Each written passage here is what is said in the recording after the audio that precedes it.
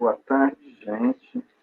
Nós vamos dar continuidade à semana de abertura do semestre de multimeios. E uma ocasião agora muito especial, apesar que eu percebi que num afã conceitual que eu tive, eu também cometi uma, talvez, imprecisão informacional que eu gostaria de retificar também aqui antes de dar prosseguimento às atividades, né? Para propor essa programação, eu quis fazer uma brincadeira com a ideia do quase cinema do Hélio Oiticica, e fazendo essa coisa do quase 20 anos, né, de multimeios, mas na realidade o curso ele já tem um pouco mais de 20 anos. Isso era um desejo também de tentar fazer uma comemoração adequada dos 20 anos em algum momento do semestre, né? O que talvez a pandemia dificulte um pouco. E, talvez tivesse sido mais preciso chamar esse evento de alguma coisa como Multimeios 20 mais, ou algo nesse sentido.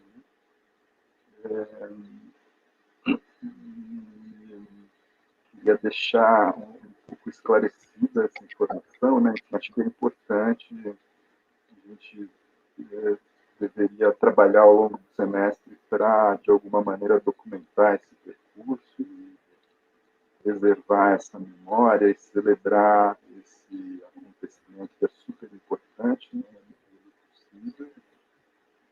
Eu fico muito feliz que esse último dia se inicie justamente com um professor que deu a oportunidade de estivéssemos todos aqui, né, depois desses mais de 20 anos. Né, o professor Norval Baitello Júnior, que foi a pessoa que concebeu o curso de multimeios, pensou lá atrás, ele que é um grande conhecedor da prática da futurologia, né, esse futuro que estamos vivendo hoje,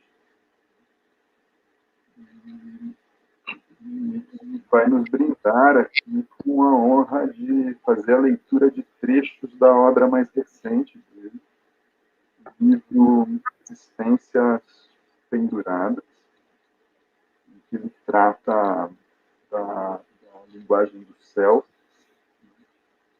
e um livro cheio de toques assim de grande sensibilidade, né? Moveu-me muito uma coisa que parece banal, mas que acho que mostra a atenção ao contexto no momento em que a gente faz pesquisa, né? Que é uma colocação que ele faz mais ao início do livro, por exemplo, a respeito da dificuldade de trabalhar com as estatísticas hoje em dia, né? Como a velocidade dos números faz com que o tempo do pensamento leve a situações em que, quando a gente tenha os livros publicados, aquele contexto já tenha se reconfigurado em termos de números, o que não significa que o diagnóstico a respeito daquela conjuntura qualitativamente seja outro. Eu acho que esse é o tipo de detalhe que mostra a capacidade e a precisão de entender esses cenários complexos com os quais a gente dialoga, né? E é um livro que, com poucas imagens, todavia tem grandes imagens, né? Tem uma linda foto do Leão Serva, uma estátua do Louvre, do Louvre, né, Paulo? Do Louvre, é. Que parece o gesto do selfie, né, que é um dos temas também do livro. E, no conjunto, uma obra que mostra essa capacidade aguda de olhar com precisão e trazer ângulos muito diferentes para pensar esse fenômeno dos selfies que que se tornou tão central hoje em dia, né? Não queria tomar de vocês a oportunidade de aproveitar o máximo que puderem do professor Norval, né? Que, inclusive, vai conduzir a disciplina de mídia e cultura nesse horário, nesse semestre. Né? é uma honra para a gente também. E, com isso, eu passo a palavra, então, ao Norval, que nos brindará com essa leitura de trechos do Existências Penduradas. Obrigado, Marcos. Olá, pessoal. Boa tarde a todos. É um prazer imenso participar dessa comemoração dos 20 anos, com 20 dias, 20 mais, é uma coisa que está me aberto,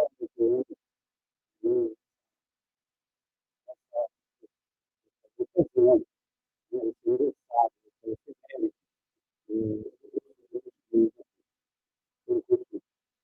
pensado em 21 anos, 22, 21 anos atrás, para justamente a nossa dificuldade, né, esse cenário que eu ensinar tudo adulto, as pessoas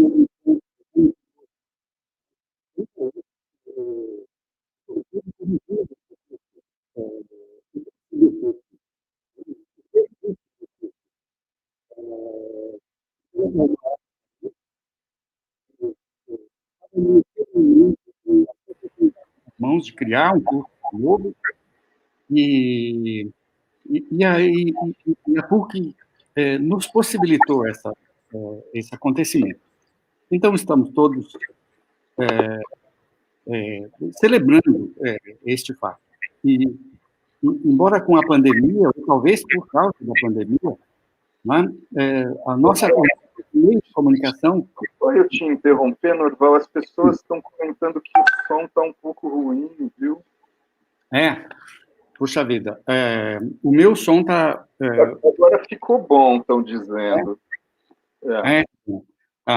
Agora melhorou? Bom, qualquer coisa você me interrompe de novo. Tá?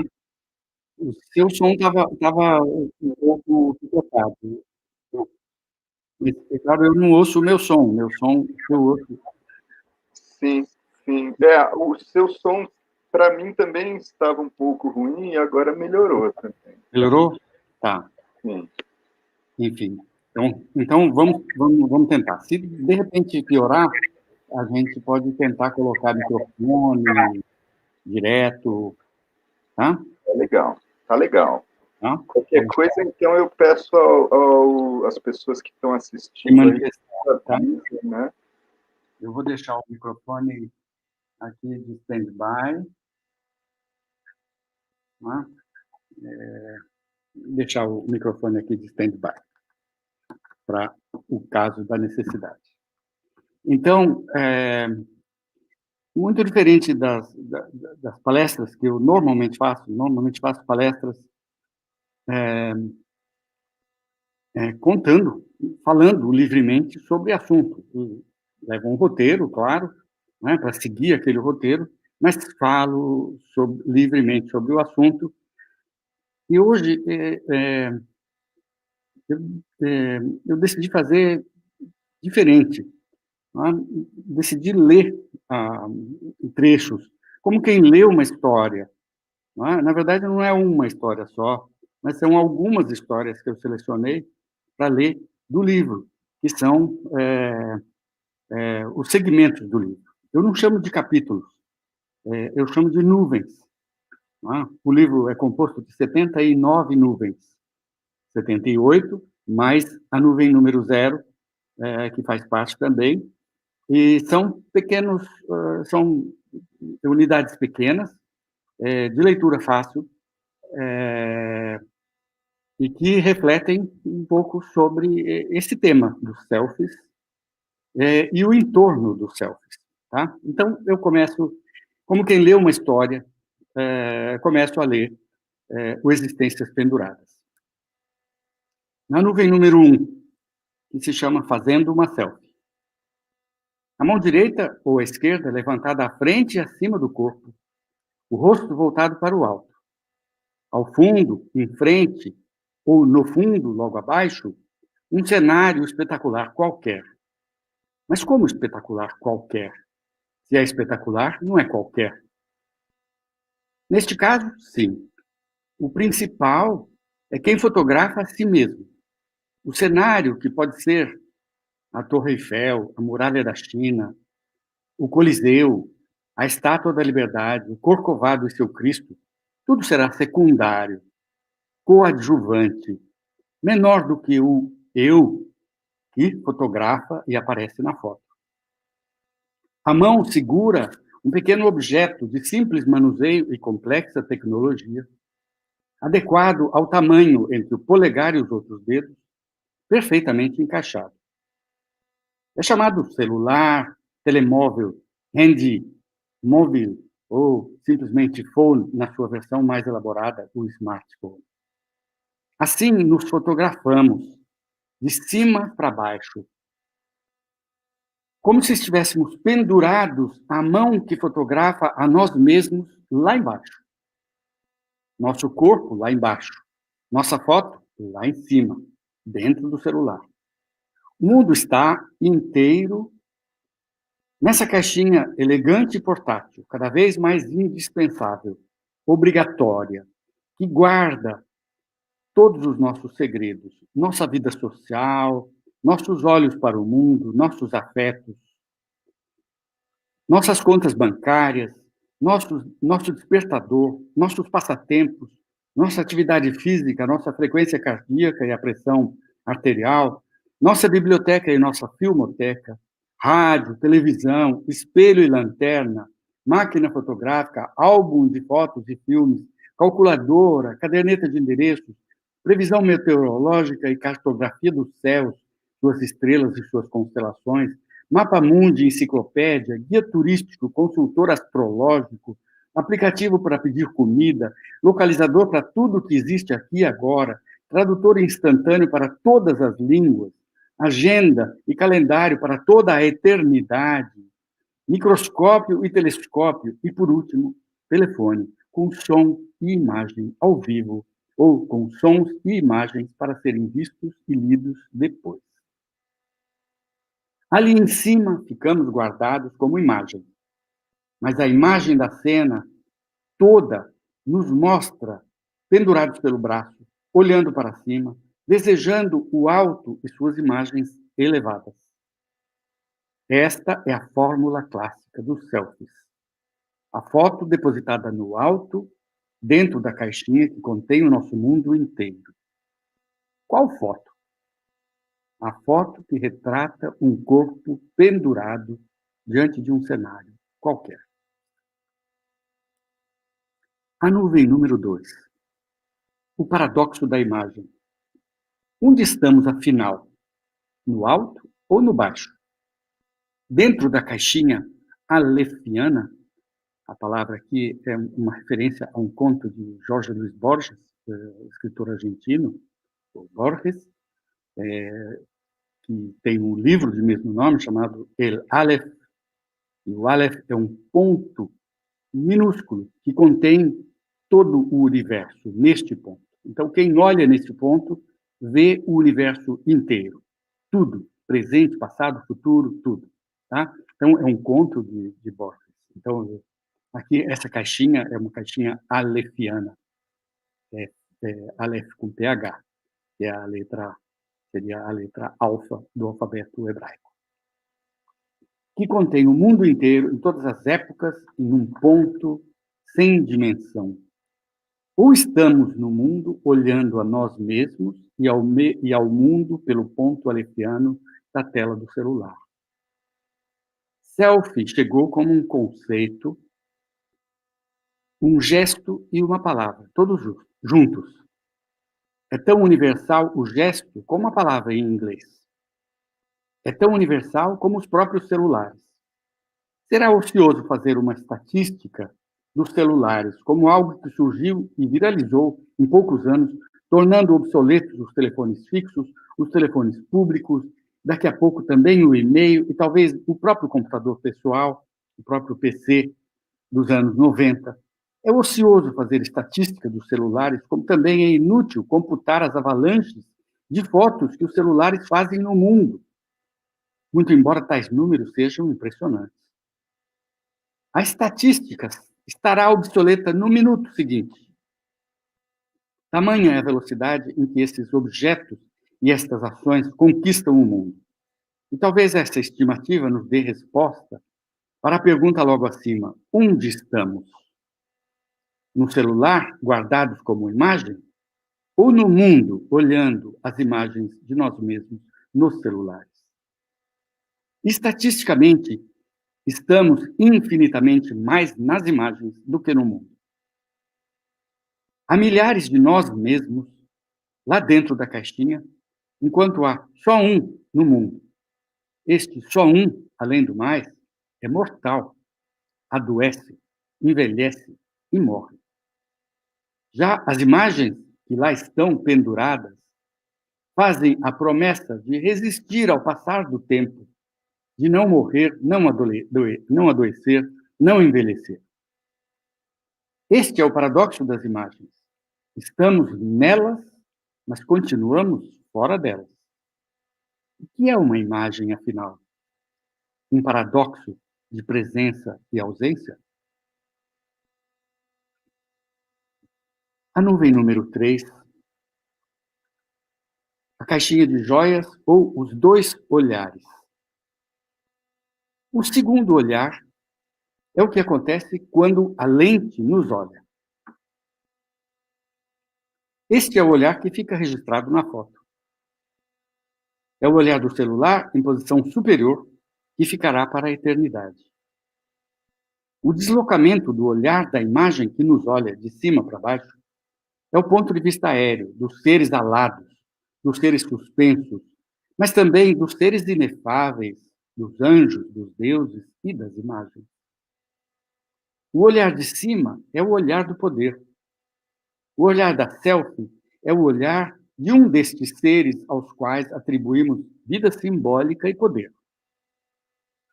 O olhar da selfie é a seres a quem nós entregamos a nossa alma, nossa vida e nossa morte, a quem nós confiamos as nossas imagens. É a esta divindade, adorada ao mais alto grau das adorações contemporâneas, o celular, entregamos nossas memórias, nossa história, nossos sonhos, nossa glória. Antes, eram os álbuns de fotos. Grandes ou pequenos, às vezes fornecidos pelas próprias lojas que revelavam nossas fotos. Vinham os pequenos álbuns com envelopes plásticos transparentes, dentro dos quais cabia apenas uma foto de cada lado. E, de vez em quando, folheávamos as fotos, recordando experiências. Ficavam em caixas fechadas ou em gavetas para uma visitação esporádica. Com a digitalização, desapareceu a revelação de negativos e fotos. Desapareceram os laboratórios e as lojas que assumiram tais tarefas. As fotos passaram a ser guardadas em chips minúsculos, com uma capacidade de armazenamento cada vez mais gigantesca. Para ver seu conteúdo, ou seja, para ver nossas fotos, precisamos colocá-los em um dispositivo de leitura, uma máquina fotográfica digital ou um computador. Mais comum, no entanto, é nos celulares mesmo que elas ficam, sem tela grande. No caso dos celulares, as fotos ficam guardadas nessa caixinha minúscula de joias. Nem sequer vão para os chips removíveis. Tanto os celulares quanto os laptops e tablets podem mandar as fotos para o armazenamento nas nuvens e buscá-las quando necessário. As selfies, feitas por um gesto de levantar o braço, estarão nas nuvens duplamente penduradas no ar. Se nos identificamos com nossas próprias fotos, e seria possível não o fazermos? Então, há nas nuvens uma versão de nós. Lá estamos nós, duplamente pendurados, pelo braço e pela nuvem. Falei do segundo olhar. E o primeiro olhar, qual é? O segundo olhar, que é o olhar da tela, da lente que nos fotografa. E o primeiro olhar, qual é? São os nossos olhos hipnotizados pelo segundo olhar, embevecidos diante de uma promessa mágica da máquina, implorando que ela nos olhe e que ela olhe por nós. É um olhar desamparado, diante de um olhar todo-poderoso. Toda selfie é a mais pura expressão de um desamparo.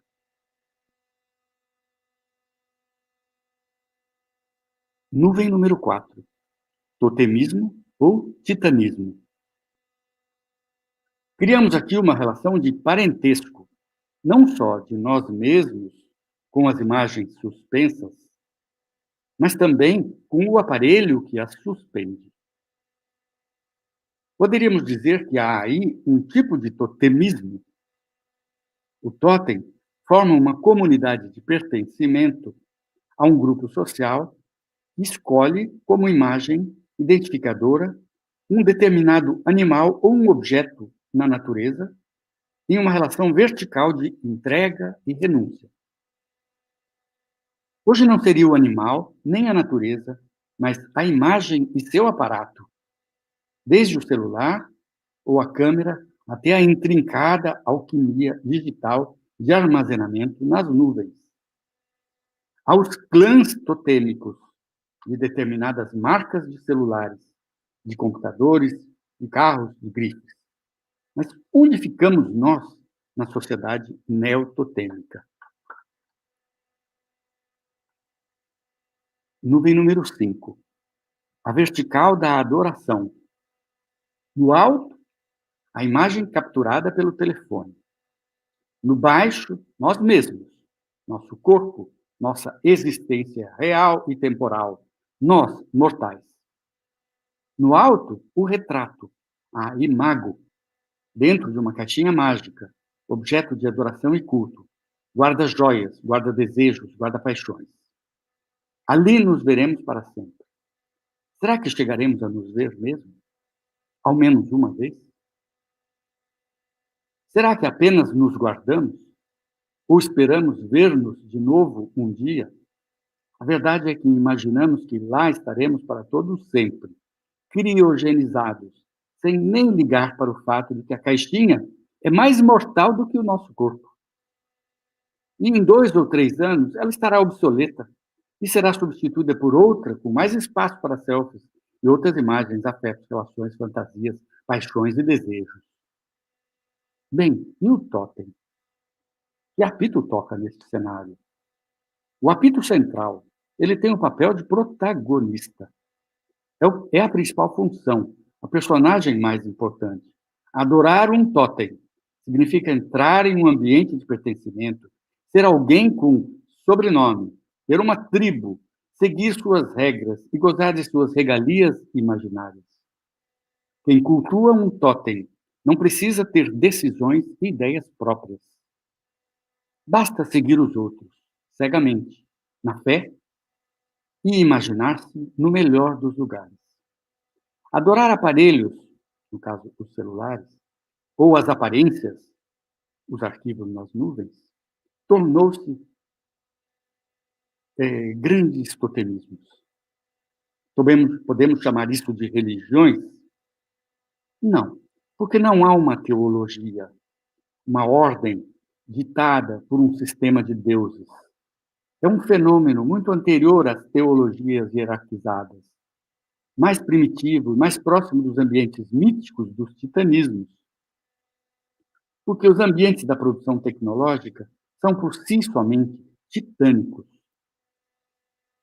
dominados por entidades todo-poderosas que não respeitam lei nem ordem. Elas criam as próprias leis e ordens e impõem subordinação por meio de duras sanções. Vamos ver um pouco mais sobre esse assunto mais adiante. E a nuvem número 6, o gesto.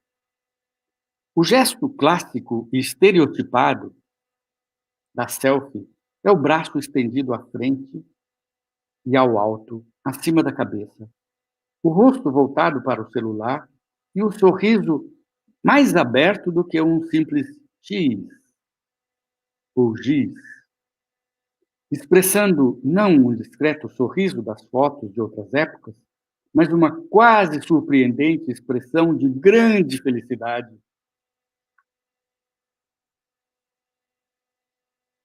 uma quase explosão de ensaiada alegria. O rosto é o centro da foto, seu objeto maior, sua razão de ser. Todo o resto é cenário e figuração. O conjunto de gestos, o braço estendido para o alto, o rosto virado para lá, o sorriso largo, todos querem mostrar uma emoção, como todo gesto. Emoção é uma palavra que vem de movere, do latim, que significa mover, mexer, colocar em movimento. Uma emoção é, portanto, algo que se mexe e que nos mexe, ou que mexe conosco. Mas qual é a emoção que estaria aí se mexendo ou nos mexendo? Vamos olhar para outros gestos para tentar entender esse nosso gesto da selfie? Os gestos exacerbados de jogadores de futebol, logo após um gol, possuem algo em comum. Saltos para o alto, murros no ar, corridas disparadas, rostos voltados para cima. Este é o gesto da vitória, da emoção de uma difícil conquista. Tal gesto tem uma longa trajetória na história humana. Desde sempre, a vitória foi celebrada com explosões gestuais ou com encenações. O retorno de uma tropa vitoriosa sempre foi uma explosão de movimentos exteriores e interiores.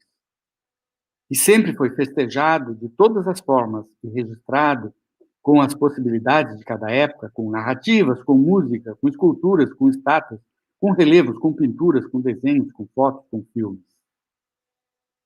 Leon Serva, exímio fotógrafo e jornalista, flagrou no Louvre, em Paris, uma estátua no estilo da Grécia Antiga, que fazia um perfeito gesto de selfie. Na verdade, é uma estátua do século XVIII, da Itália, não é? Mas no estilo clássico grego. Não é? E era uma, imaginem, não é? Século XVIII, só faltou o celular na sua mão, na mão da estátua.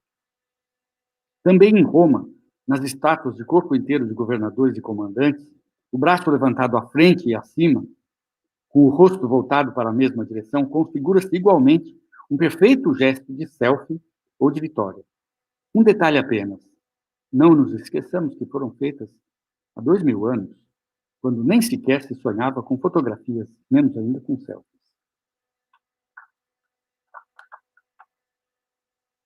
Agora nós saltamos para a nuvem número 8, o braço levantado. Quem se manifesta levanta o braço. É sinal de presença e de existência. Levantar o braço quer dizer por si só, eu estou aqui. E só por isso já podemos entender o que dizem os braços levantados das manifestações de protestos e passeatas. Demonstram que as pessoas que ali estão existem de fato e não querem ser ignoradas. O que faz a força de uma passeata, de uma manifestação ou de um protesto, é a presença física das pessoas com a força de seus gestos e corpos. Vozes, movimentos, atitudes afirmativas e reivindicativas ou de rejeição a algo, braços levantados. Aqui o gesto é o princípio da existência. E o gesto mais explícito é o braço levantado. Gesto de presença, existência e força. Ainda mais quando essa força se junta a uma rede de existências e presenças. Quem gesticula está presente. Uma coisa, no entanto, são os corpos, e a outra coisa são as imagens. Sobretudo quando elas se desprendem dos corpos e vão para as câmeras, jornais, para o rádio, nesse caso são imagens sonoras, não é? Para a televisão, para as telas de computador, para os tablets e para os celulares. Elas ganham uma certa autonomia, podem reverberar o poder dos corpos, tanto quanto podem servir para sedar ou silenciar os mesmos corpos, levando-os de volta ao espaço recluso de sua individualidade. Esse mecanismo foi apontado no meu livro O Pensamento Sentado. Né? As imagens, elas nos colocam sentados, elas nos sedam também. A associação de máquinas e imagens e ferramentas de sedação e o assentamento dos corpos, sedar, sentar e sedar, tem uma única origem, que é a palavra latina sedere. Significa sentar e também significa sedar.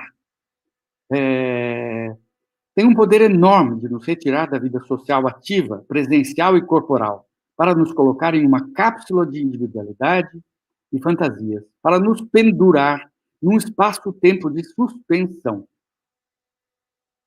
Dos dois significados latinos, o primeiro e predominante, o de acalmar, só em segundo lugar vem o sentar. Como sabemos, nossos ancestrais eram nômades e não sedentários. Não se sentavam, apenas se agachavam ou se acocoravam. O gesto de sentar em assentos é muito recente. Já o gesto de erguer o braço é anterior à própria hominização. Quantos registros há de chimpanzés que atacam seus inimigos grunhindo e de mãos levantadas? Mãos levantadas também são um grito de guerra e de ataque, não apenas de vitória. Nuvem número 9. Quem está no alto, quem está embaixo? Nos ambientes imagéticos e mediáticos em que vivemos na contemporaneidade, nunca estamos lá onde estamos de fato e de verdade. Dietmar Kemper, um sociólogo alemão, já o dissera: a maior dificuldade do homem contemporâneo é estar no presente. Sempre estamos à frente, no futuro e acima de onde se encontra o nosso corpo. A aceleração da vida e do tempo nos leva a isso. Mas o que é que nos leva à aceleração da vida e do tempo? Seria uma incapacidade adquirida? Ou um destino inexorável traçado pelos rumos da civilização humana? Desde que fizemos a primeira imagem exógena, já que aquela endógena nasceu conosco nos sonhos e na imaginação, nos colocamos a nós mesmos nela, lá, fora de nós mesmos. Nela, investimos parte de nossa existência. Desde que a reproduzimos à exaustão, ela exaure partes cada vez maiores de nós mesmos. E saímos correndo atrás dela, esta imagem que sempre está à frente, acima e no futuro de nós mesmos. Por isso, desaprendemos a estar no presente e a habitar o nosso presente e o nosso corpo. O presente e o corpo ficam desabitados enquanto o espaço imaginário e imaginado do futuro à frente e acima é superalimentado ou inflado. A precarização da vida, do trabalho, das cidades, da sobrevivência, apenas apressaram ainda mais este processo.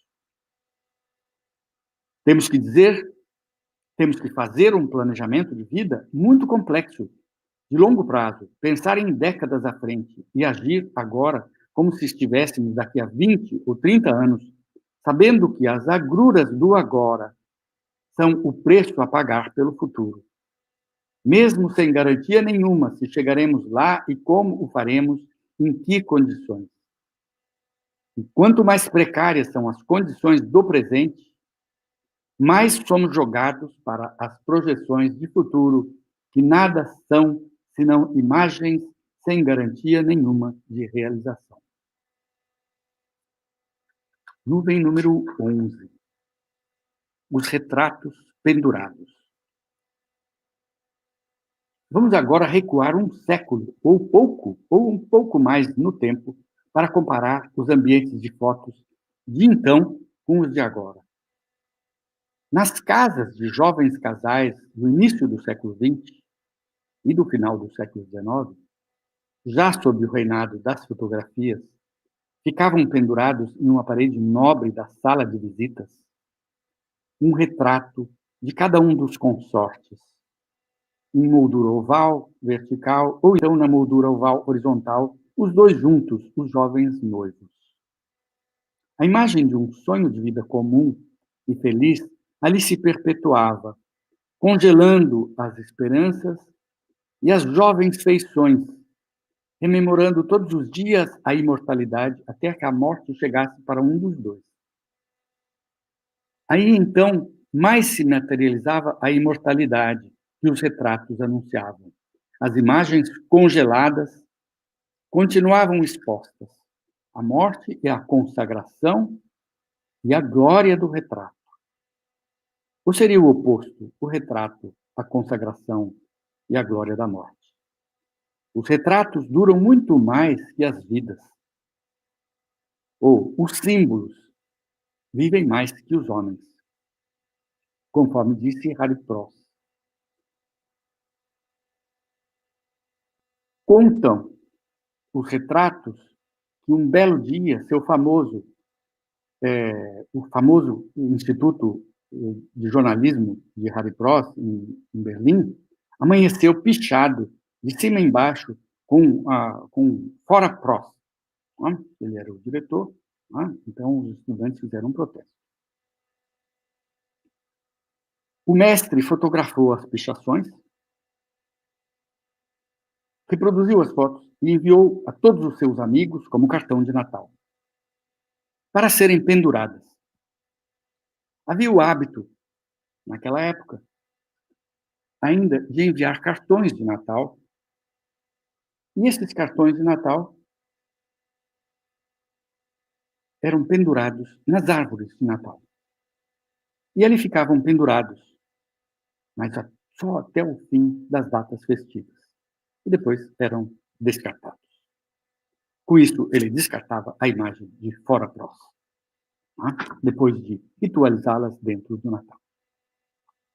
Os retratos pendurados no alto da parede da sala, ou da sala de jantar, contudo, tinham a eternidade que as árvores de Natal não têm. As árvores se renovam a cada ano, mas os retratos na parede, lá ficam, indiferentes aos dias, meses e anos. E por que pendurados? Para existirem? Para se exporem? Eram objetos únicos, único registro de um momento especial, e sua importância exigia a atração do olhar de todos, dia após dia, no alto. Para o olhar das crianças, muito no alto. Inatingíveis e enigmáticos, em fotos amareladas e em trajes antigos, assim se apresentavam os retratos dos patriarcas e das matriarcas. O hábito morreu nas gerações seguintes, com a inovação dos álbuns de retratos do casamento, em algumas poses estereotipadas. Uma delas era selecionada para um porta-retratos. Já não se pendurava mais a foto única dos noivos. E já não era tampouco uma única foto, senão um álbum de casamento, com fotos selecionadas e poses estereotipadas. Tais fotos eram guardadas horizontalmente nas gavetas, junto com as outras fotos, muitas ou poucas, mas de todos. A fotografia analógica se difundiu, se popularizou. Com ela, os fotos de família ou de viagens eram folheados frequentemente ou esporadicamente. Uma ou outra foto ia para os porta-retratos. Com a fotografia digital, desapareceram os álbuns físicos. O acesso às coleções de fotos passou a requerer um aparelho de tela pequena, de acesso individual, e um domínio de regras específicas dos dispositivos tecnológicos. As gerações mais velhas reclamam que já não podem ver sozinhas os álbuns. Precisam de uma pessoa mais nova e habilitada para acessar e manipular os arquivos digitais e os aparatos que as acessam. Elas perderam com isso sua autonomia no processamento de suas memórias. Deixam de ter álbuns, deixam de ter suportes para lembranças e reminiscências. As fotos, infindáveis e muito repetitivas, estão hermeticamente fechadas para os mais velhos, as gerações justamente que podem fazer retrospectivas, construir linhas de tempo e reconstruir narrativas e rememorar. Com os celulares nasceram as selfies, produto do casamento da facilidade com o gesto universal. Este é estereotipado e também tão fácil quanto apertar o botão, produzido pela fórmula do braço estendido para cima que segura um celular, e captura um corpo abaixo, e mostra um rosto sempre em sorriso aberto e congelado. A tão amada facilidade torna a fotografia acessível à universalidade dos usuários. Quem está no alto? E quem está no baixo? O que está lá embaixo? Quem captura? Quem é capturado? Na dinâmica das imagens, tudo pode se inverter paradoxalmente. A era da proliferação das imagens trouxe a dificuldade de diferenciar o que somos nós mesmos de o que são nossas imagens. As imagens se tornam constitutivas da existência das pessoas. Por isso, ficamos nós mesmos aqui embaixo, achando que estamos lá em cima. E as imagens lá em cima se achando verdadeiras existências produzidas a partir de um suporte inferior.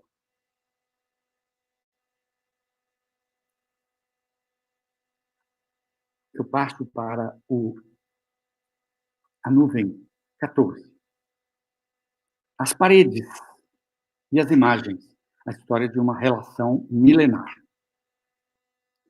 Dentre as primeiras paredes pintadas pelo homem estavam os tetos e as laterais elevadas das cavernas. Os desenhos na areia ou na terra eram perecíveis. Se apagavam logo, enquanto aquilo que ficava no alto permanecia para sempre. A ideia da eternidade está, desde então, associada às imagens, graças às suas núpcias com as pedras das paredes, com uma existência mineral. As paredes de cavernas se ofereciam aos mais arrojados do espírito humano, justamente aqueles que sonhavam, que imaginavam e narravam feitos.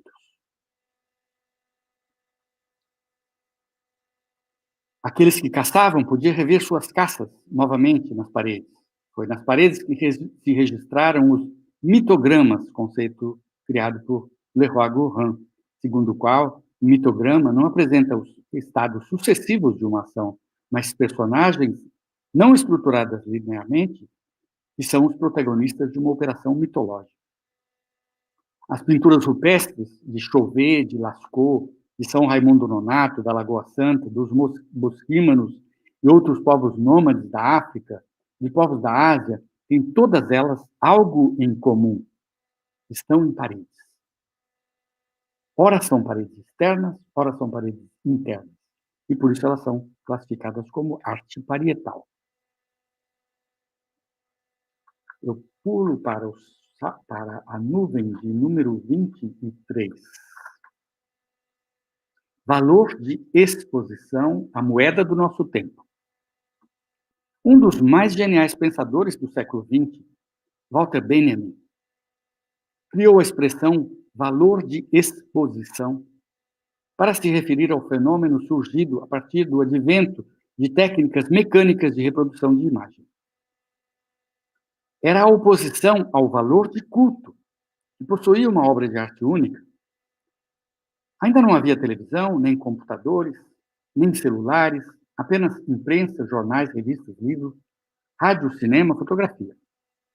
Mas já se sentia que uma imagem já não era mais algo a ser valorado pela sua qualidade estética ou pelo seu valor interior, por conter uma mensagem ou uma ideia, um pensamento notável ou uma excelência formal e estética.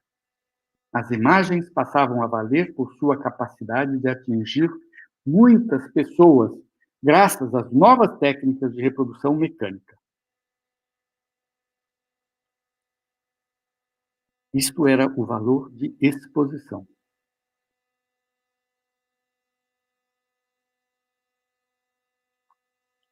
Quando pensamos em números, comparando o que atingiam as imagens na década de 30, quando foi escrito esse texto de Benjamin, e o que atinge agora, temos a exata noção do poder das imagens e dos ambientes que elas criam.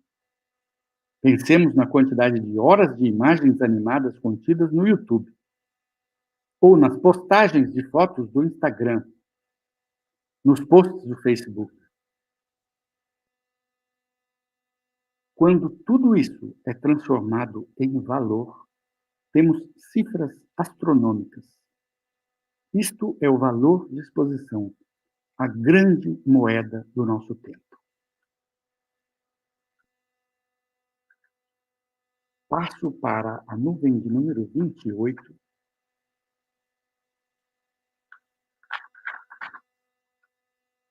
Mas, afinal, o que é existir?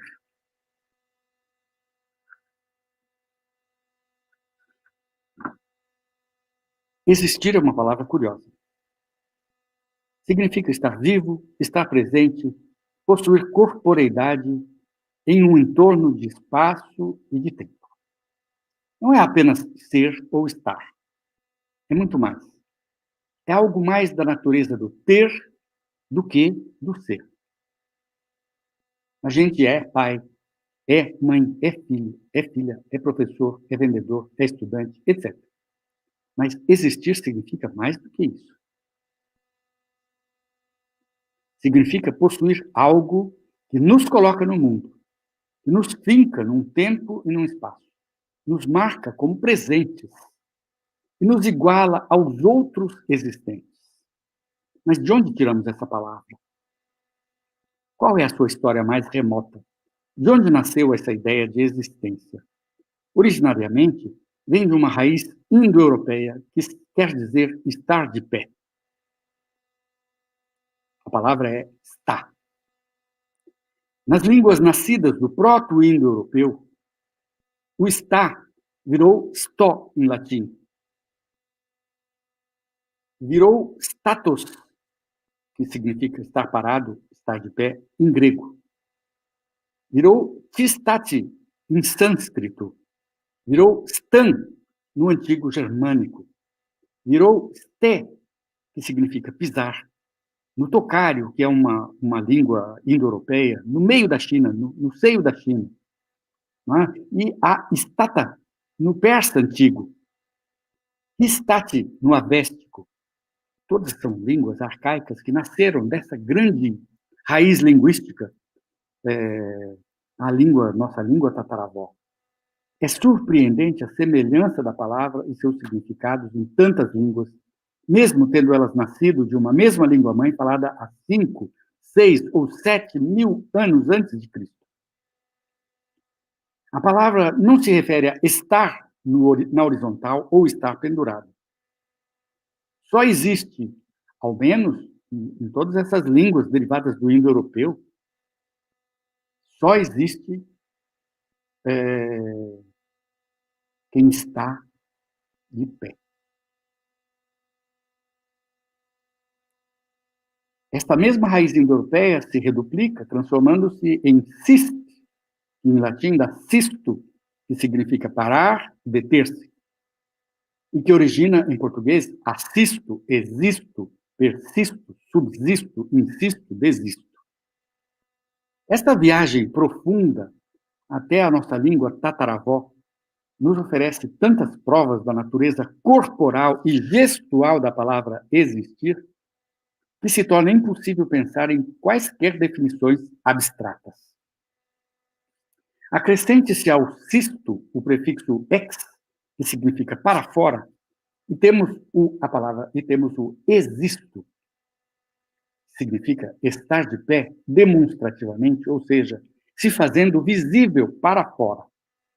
Existir, ao pé da letra, significa, então, estar de pé se exibindo. Isto pressupõe a existência de um outro, pois nos mostramos para que alguém nos veja. Assim, nossa existência é, por princípio, social.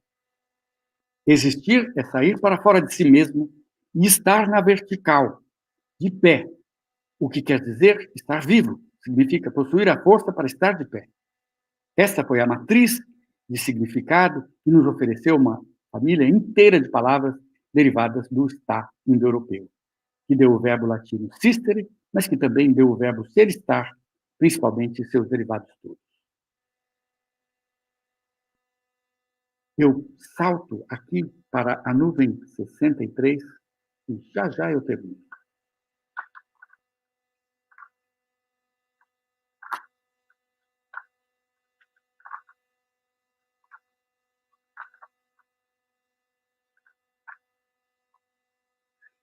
Eu só, acima de tudo, e o mundo como fundo. Os visitantes de um museu de artes já se acostumaram a ver cenas como esta. Uma senhora, elegantemente vestida, com um distinto chapéu, posiciona-se de costas para uma obra pictórica de tamanho grande, retira de sua bolsa um celular com o devido pau de selfie, ensaia a posição do equipamento, busca enquadramento, ensaia a posição do rosto, mais inclinado, menos inclinado, corrige o chapéu, ensaia o sorriso, mais aberto, menos aberto, apenas esboçado. Quando chega ao ponto desejado, fotografa-se com o quadro às suas costas. Ou seja, virada de costas para o quadro.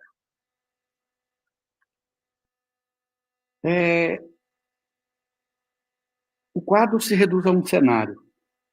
E o pano de fundo para uma afirmação. Eu na frente. Ao fundo, o artista, a obra, a arte, o mundo, todo o resto. O que está por detrás desta demonstração de autoestima exacerbada? Será que fomos reduzidos tanto a insetos que necessitamos provar a nós mesmos que somos os protagonistas do mundo? A sociedade atômica, ou seja, a sociedade dos insetos, nos transformou em insetos soberbos, sem percepção para as proporções da vida, do mundo, do entorno imediato. Quer dizer, nos fez serem que perdem celeremente o sentimento de alteridade.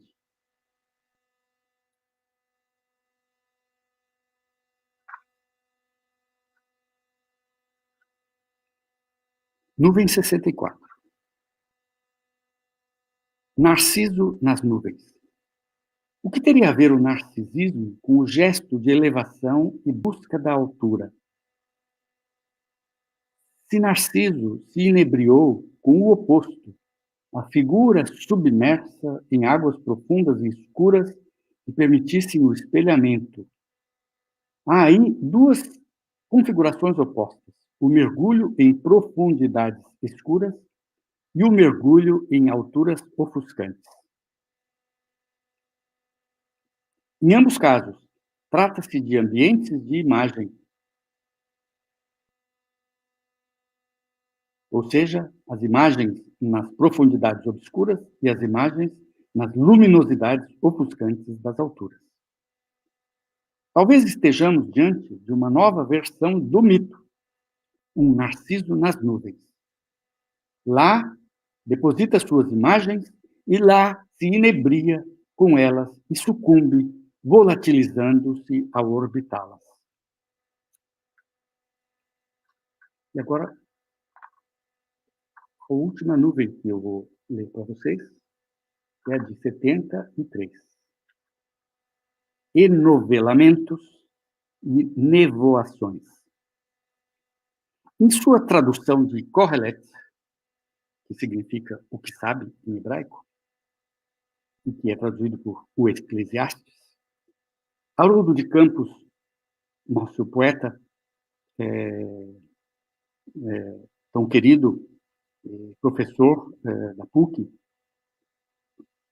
transpõe a expressão hebraica Havel Havalim para o português como névoa de nada. Tudo névoa nada. Assim é o império do ar. E para devassá-lo, são necessárias estratégias eólicas do vento, de vento e de nuvens. Assim, o presente livro foi crescendo como uma nuvem. Conforme adentrava nela, mostravam-se novos enovelamentos e nevoações. Assim, tive sempre a sensação de estar flutuando e voando de uma nuvem a outra, explorando a névoa, como me contava o saudoso amigo e aviador passional Fernando de Almeida. Ele dizia: as nuvens, ora são longas e estreitas, ora densas e maciças, como um grande e insondável nada que engole você. Não tem porta de entrada, nem sinalização de saída. Tudo ocorre de um modo suave e, evidentemente, nebuloso. E era isso que eu queria ler para vocês. Muito obrigado pela atenção.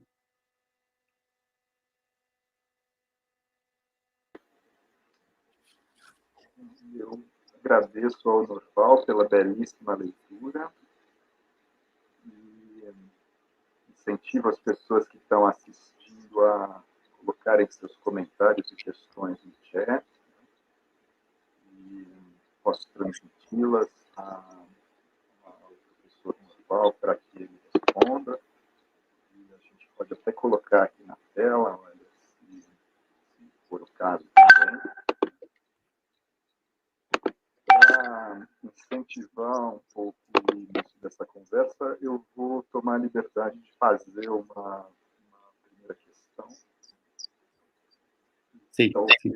buscar uma relação, né, nessa aventura da gente pensar a partir do calor dos acontecimentos, né, entre esse tema das existências penduradas e esse momento em que a gente se viu obrigado a viver mediado por telas.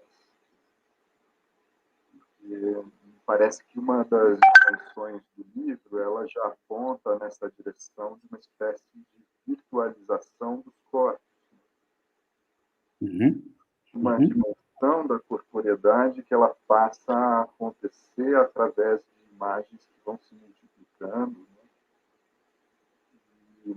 E acredito que existe também, me corrija se houver um engano aqui, mas acho que acredito que existe também no livro pensamento, inclusive, a respeito da preocupação das consequências de um certo exagero na multiplicação irrefletida dessas imagens.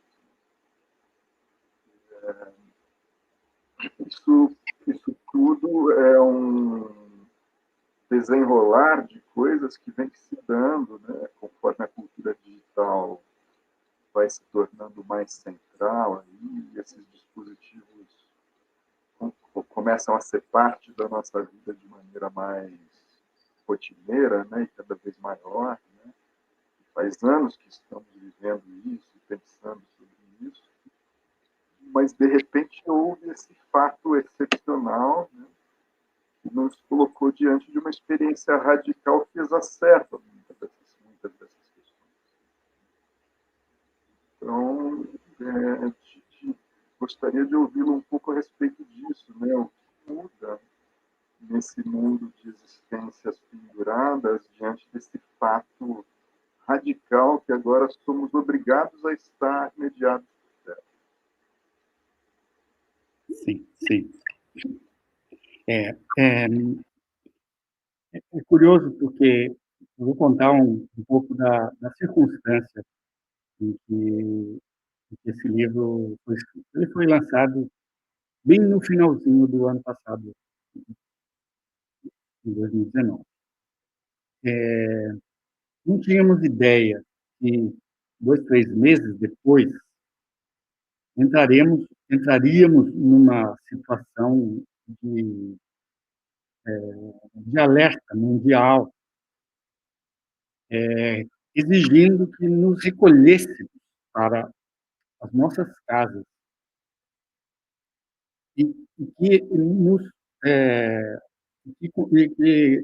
toda a nossa comunicação com o mundo deixaria de ser a comunicação presencial, né?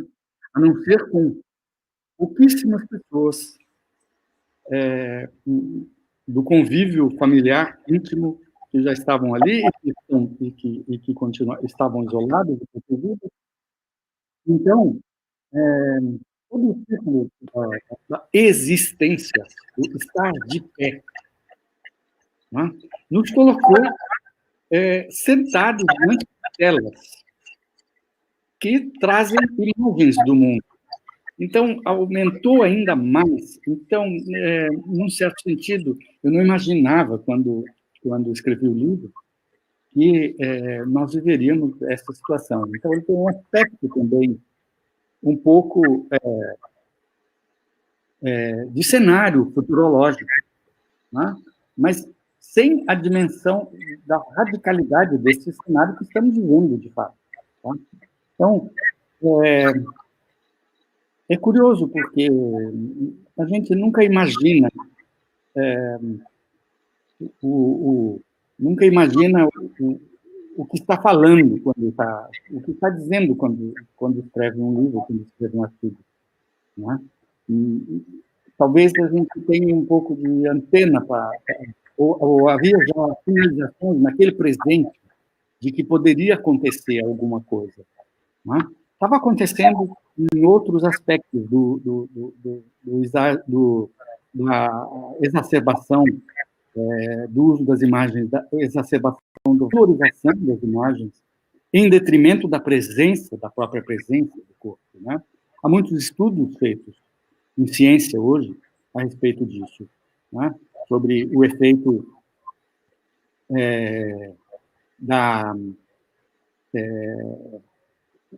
das imagens sobre corpos, inclusive da ciência médica, né? Inclusive da ciência médica hoje, os médicos falando de distúrbios da imagem corporal provocados pela força que as imagens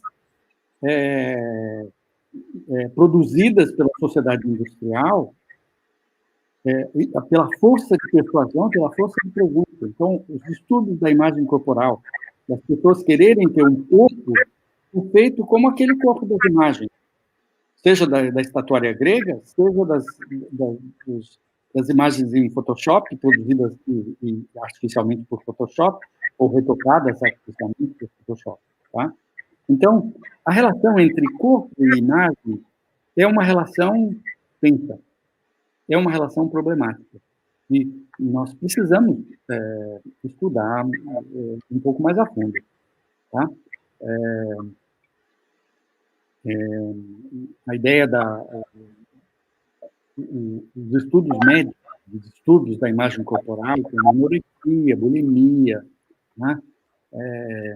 A tentativa de criação artificial de um corpo ideal, né? A permanência jovem, as cirurgias plásticas todas, tudo isso daí faz parte de alguma reflexão que nós, da área de comunicação e da área de teoria da imagem, né, fomos obrigados a fazer. Tá? Não sei se respondi, Marcos, ou se fugi um pouco da sua pergunta. Mas, de alguma forma, eu acho que também fugi um pouco da pergunta.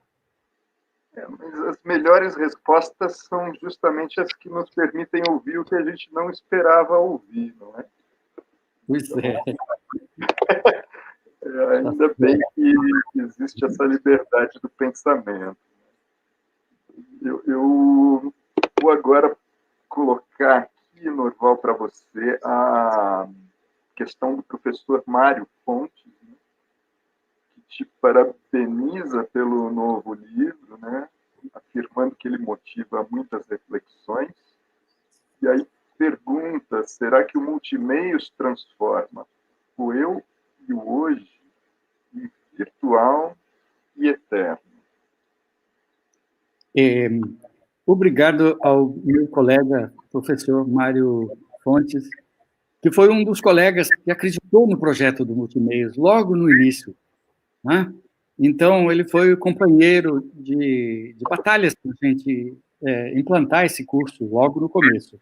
Obrigado, meu amigo e colega Mário Fontes, pelo seu comentário e pela sua pergunta. Eu diria que o Multimeios né? Ou os meios não nos transformam em eternos por si só. Eles não têm essa força toda. Quem dá essa força para eles somos nós. É a nossa imaginação. Ou seja, quando nós acreditamos que eles vão salvar o mundo, aí sim. Aí nós damos todo esse poder para eles. Então, a nossa atitude. Ou seja, nós reafirmarmos a nossa existência. Eu estou de pé, eu existo, né? Eu estou vivo, eu tenho a vontade, a minha vontade. E os multimeios vão ser ferramentas para a minha vontade e para a minha existência. Tá? Então, eles, em si, não fazem nenhuma mágica. Tá? Eles só têm poder sobre nós quando nós entregamos nas mãos deles, dos multimeios, esse poder. Tá? E é por isso que é importante a reflexão e a pesquisa, para que a gente não acredite piamente, não deposite fé, né, em coisas que a rigor não tem poder nenhum, a não ser o poder que a gente dê para elas. Tá? Obrigado pela pergunta, Mário. Desafiadora a sua pergunta. É muito interessante.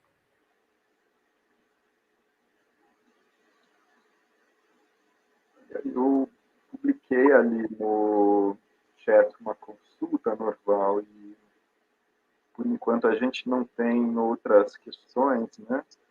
Uhum. Se você tiver disponível para mais um comentário, né? Sim. Eu te pediria, talvez, se possível, né? Se faz sentido também, né? Para situar um pouco esse livro, Existências Penduradas, dentro de um campo de preocupações mais amplos. Sim, sim. Porque eu venho conhecendo cada vez um pouco mais, e não conheço ainda o suficiente para saber em tantos detalhes, né? Mas sei que você se preocupa muito com a questão de uma complexificação do conceito de imagem, né? Uhum. Como há uma oportunidade mais recente a pensar imagens para além do campo restrito do visual, né? Quais as Uhum. implicações disso, né? E também essa intersecção entre a imagem e o ambiente que tanto as rodeia quanto rodeia o corpo de quem olha para a imagem e Uhum. acaba conectando ambos em interface, né? Então essa imagem que ela de alguma maneira é resultado dessa espécie de enlace entre o corpo que olha e a materialidade que está ali sugerindo algo que vem à mente desse corpo, né? Então, não uma imagem que está só pendurada na parede, mas nesse trânsito, né, entre o corpo que se relaciona com ela Sim. e ela propriamente Uhum. dita. Quer dizer, o self, ele talvez acrescente novos desafios para pensar essas questões, né, que vêm da pintura, da fotografia, da reflexão, né, sobre esse campo do domínio das imagens que já tenho aprendido com você que não se restringem mais ao âmbito do visual, né? Sim. Então, você Uhum. talvez pudesse nos situar um pouco mais, né? Como é que o Existência Penduradas ele participa desse campo mais amplo de preocupações? Sim. Obrigado, Marcos, por essa oportunidade de falar um pouquinho sobre. Em primeiro lugar, né, esse livro ele foi escrito durante um ano todo, mas ele começou a ser escrito quando eu estava num estágio de pesquisa no Instituto Warburg, em Londres. Tá? Nós sabemos que Abby Warburg foi um pioneiro no pensamento sobre a imagem. Tá? Ele era historiador da arte, mas era um historiador da arte que pensava diferente da historiografia tradicional da arte. E pensava uma imagem como força, como potência de um impacto. Então, de causar um impacto. Uma imagem é alguma coisa que pode causar um impacto no seu entorno. Tá? Então, Aby Warburg, foi lá que eu comecei a escrever o livro. Eu estava fazendo uma pesquisa sobre um outro assunto, que vai ser objeto de um outro livro posterior, né? E esse livro saltou na frente e exigiu que fosse ele que, né, exigiu a prioridade. Assim, eu tenho urgência. O livro dizia assim: eu tenho urgência, preciso sair logo. Né? E, ao mesmo tempo, né, é um livro que não fala de teoria, mas que tem teorias ancorando esse livro. Tá? Então, ele tem como subtítulo sobre selfies, retratos e outros penduricalhos, e ainda embaixo desses selfies, retratos e penduricalhos, por uma ecologia das imagens. Ou seja, a imagem, como tudo que a gente faz, todos os nossos gestos, todas as nossas atitudes, todas as nossas palavras, que geram também imagens, criam ambientes nos quais a gente vive. E para os quais, nos quais vivem também outras pessoas. Não só, a gente não vive sozinho, não somos uma cápsula. Né? Por isso que o existir, a palavra existir, pressupõe o outro, o ex, que é para fora. Então, é um pouco sobre a história de como surgiu esse livro. Né? Nasceu dentro de durante o período de um projeto de pesquisa, era um projeto de pesquisa até bastante tempo, de 2 meses, pesquisando todos os dias dentro do arquivo da correspondência pessoal de Aby Warburg, né? Além da obra já publicada dele. Né? Então, é um livro que tem um pouco a inspiração, vamos dizer assim, o espírito de Aby Warburg, né? Que foi um pensador que morreu em 1929, mas disse coisas que na época ninguém entendeu, não conseguiram entender. Então, ele foi só redescoberto lá para final do século XX, na última década, depois de 1990, que ele começou a ser redescoberto. Tá? Então, Aby Warburg está, digamos, no inconsciente deste livro. E Aby Warburg escreve muito sobre o gesto também. Tá? Ao mesmo tempo, né, o livro dialoga com outros autores que, no final do século XX, ampliaram a nossa compreensão da imagem. Um desses autores, que foi o alemão Camper, que eu citei aqui, né, no livro, Dietmar Camper, o sociólogo do corpo, ele passou os últimos 10 anos de vida, digamos que a primeira metade da carreira acadêmica dele, em torno de 20 anos, ele estudou o corpo. Para, ao final, ele perceber que o conceito de corpo, hoje, estava muito influenciado pelo mundo das imagens. E que, então, o corpo, contemporaneamente, não vamos entender o que é o corpo se não entendermos qual é o impacto que as imagens, a produção de imagens causa sobre este corpo. Né? Camper era um pensador que escrevia textos absolutamente precisos e científicos, mas com uma linguagem muito poética. E, por isso, ele é de difícil tradução. No entanto, temos uma pesquisadora brasileira, uma jovem pesquisadora brasileira que mora na Alemanha, e traduziu o último livro dele, que se chama Mudança de Horizonte. Traduziu para o português, traduziu lindamente, né? Porque é preciso ser um pouco poético para traduzir as expressões e a beleza da linguagem dele, né? Então, é um livro sobre imagem também. E sobre essa perspectiva que eu resolvi chamar de ecologia das imagens.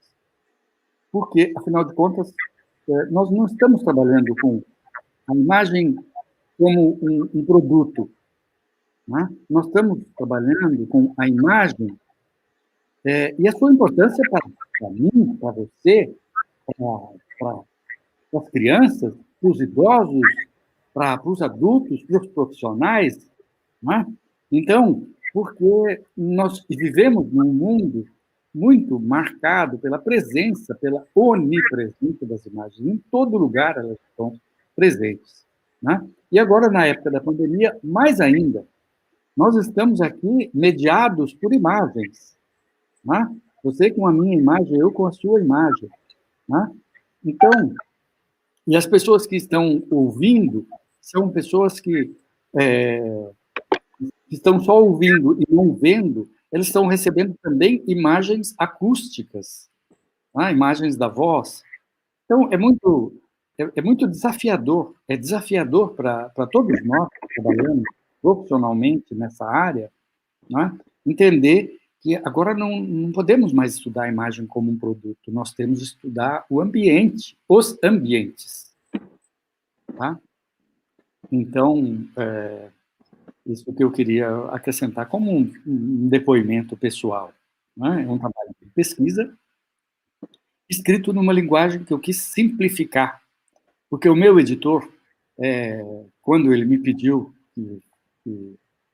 que fizesse o primeiro livro, que foi o Pensamento Setado, para essa mesma editora, né? Ele disse, professor, você consegue escrever um livro que o meu farmacêutico consiga ler? Né? Eu falei, bom, o seu farmacêutico é uma pessoa, ele tem que ser uma pessoa muito especial, né? Ele falou, não, né? Eu quero também que o caixa do banco consiga ler. Falei, tá bom, vou tentar, não sei se eu consigo. Né? Então, me esforcei para escrever uma linguagem simples, em capítulos, unidades pequenas, de fácil leitura, para facilitar para a leitura dos nossos alunos. Então, são livros escritos para os nossos alunos, que não gostam de ler coisas muito longas. Então, vão ler de uma unidade. E também, o livro não exige que a gente leia 1, 2, 3, 4 na sequência.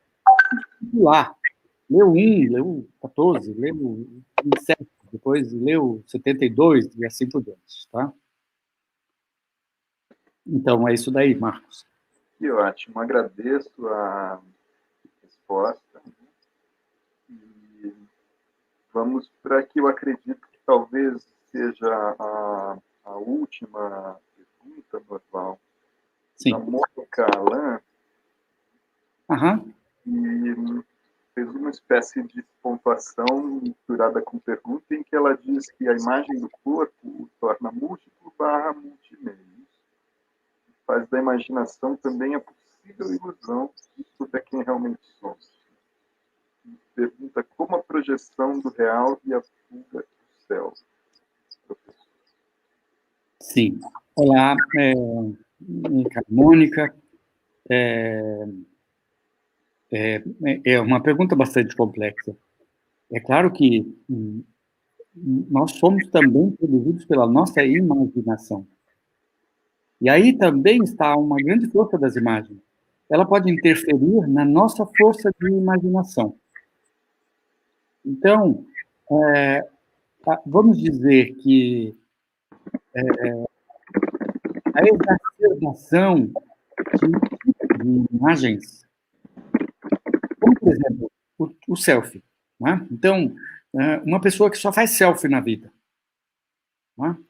O seu imaginário, ele vai ser também plasmado, co-influenciado por esta atividade. Então, a ideia de que o imaginário liberta, por si só, não, o imaginário também dialoga, ele está no ambiente, ele também é fruto desse ambiente. Viu, Mônica? Então, a nossa imaginação, ela tem a capacidade tanto de ceder às tentações dos aparatos que estão aí nos seduzindo, e de todas as coisas e produtos que estão nos seduzindo, quanto ela tem a capacidade de resistir a elas. Tá? Então, não vejo a imaginação como uma força absolutamente libertadora. A imaginação, ela pode também ser induzida, né, pelo ambiente. Então, é por isso que nós precisamos tornar os ambientes saudáveis. Tá? Nós, como educadores, temos o compromisso e, sobretudo, nós aqui num curso como este, como o curso de multimeios, né? Temos ainda mais forte o compromisso de alertar para o teor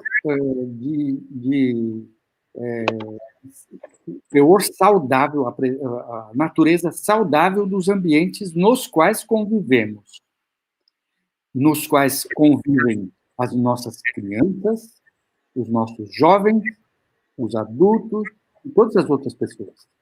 Tá?